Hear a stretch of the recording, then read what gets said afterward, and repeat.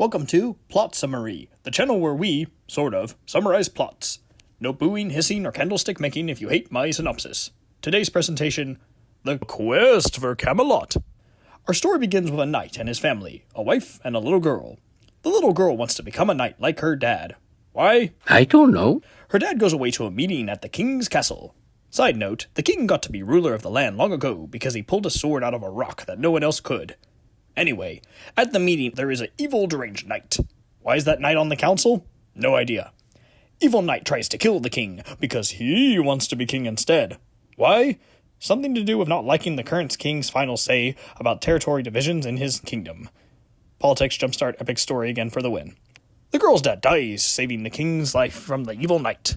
The evil knight, who probably belongs in a mental hospital, is stopped, but threatens to come back and take the king's powerful sword, and take over the kingdom.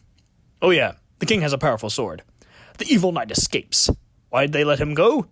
Plot armor. In gratitude for the girl's dad's sacrifice to save his life, the king tells the girl's mother that she can come to Camelot anytime she wants. Give or take 10-15 years later, the evil knight, who maybe belongs in an asylum, comes back and captures the girl and her mother, planning to take advantage of the king's get in my castle free card that the girl's mother has. How did he know she had that? No idea. Anyway, the girl escapes.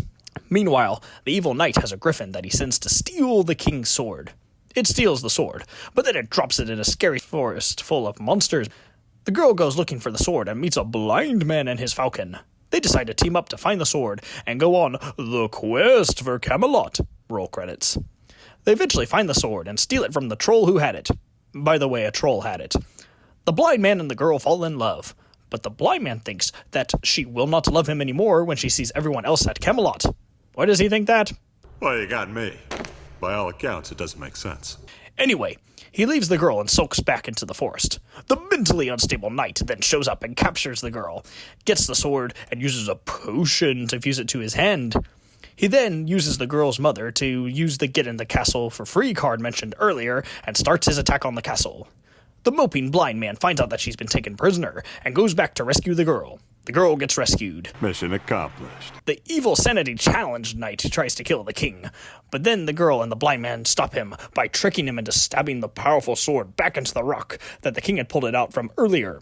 A convenient side effect of that is that the evil knight disintegrates. The king then pulls the sword back out, and the girl and the blind man are both knighted, and everyone lives happily ever after.